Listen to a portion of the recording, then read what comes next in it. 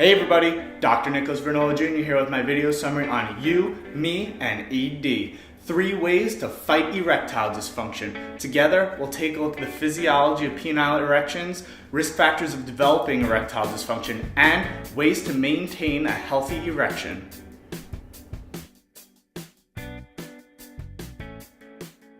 Okay, so I want to start out by telling everyone that even though I try to administer information in a manner that's somewhat fun, these are all serious conditions and impact people in a very real way. One of those conditions being erectile dysfunction, which is the consistent or recurrent inability for someone to maintain or attain an erection sufficient for sexual intercourse. And it's actually considered a symptom and not a disease. But before we get further into this dysfunction, let's schoolhouse rock this junction and see how it's supposed to function. There are 3 types of erections. Those that occur in your deep sleep, those that occur from direct genital stimulation, and those that occur from any of the other 4 senses or mental imagery. Okay, so let's pretend for a second that you're with your partner and the erection process has begun.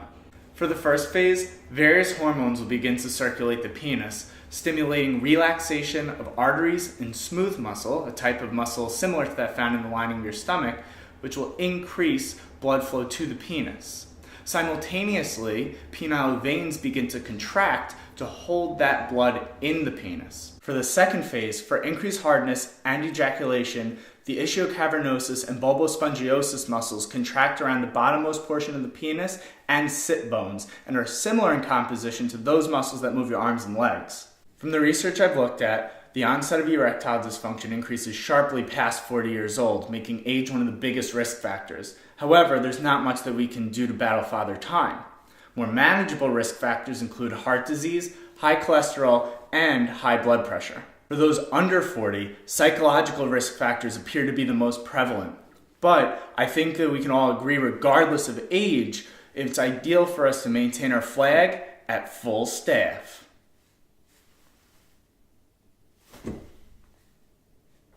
Not much unlike a happy and healthy heart, low restriction of blood is essential for a happy and healthy penis. Thus, low accumulation of plaque along arterial walls is essential. Brisk walking for an hour a day has been shown to promote healthy arteries and decrease the onset of erectile dysfunction. In addition, those who follow a more Mediterranean-based food pyramid have demonstrated lower onsets of erectile dysfunction as well. Further, sustained occlusion of blood flow to the penis for more than 3 hours per week, which is common in cyclers, has been shown to negatively impact erectile function. And while more research is required to identify the best seat cushion to address this issue, pressure mapping studies have shown that gel-padded and air seat cushions provide the most even weight distribution. And finally, in regard to psychological risk factors, performance anxiety may be avoided through good open communication with your partner from the get-go. Try to use phrasing such as, "it would feel better if you," versus "I don't like it when you." Now, these are all great ways to address risk factors before they become evident, but let's say that you want to put the super back in supersada. Well, I got news for you. Supersada is spelled way differently than I had hoped. But that's besides the point. Remember, the hardness of your penis is increased and maintained by 2 muscles in your pelvic floor that are similar in composition to those that move your arms and legs. And just like those muscles, pelvic floor muscles can also increase and decrease in size and strength through exercises such as this one. Try lying on your back with hips and knees bent so you can comfortably keep your feet in full contact with the floor. Place your dominant hand on the buttock muscle on the same side.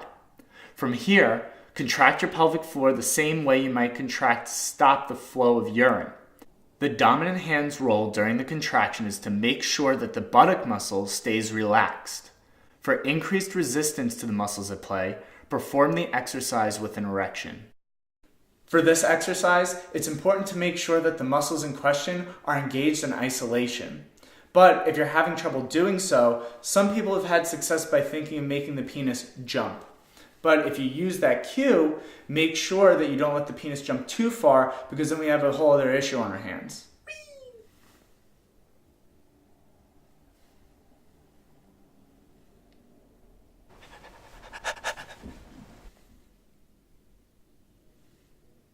So earlier, I mentioned that erectile dysfunction is a symptom and not a disease. This means that it's the finding that results from another condition.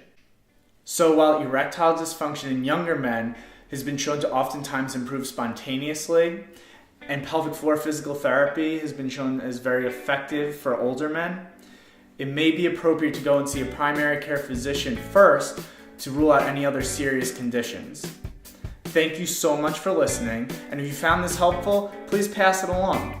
If you'd like more information, please visit my website at drnicholasvernolajr.com, where you can read the full blog or listen to the podcast. Hey everyone, thank you so much for tuning in. Be sure to stop back the second week of every month for some research-based subject matter presented as a full written article, podcast, and video summary. Clinicians, you can also stop by weekly for my Sunday supplemental, where I'll be providing some clinically based suggestions.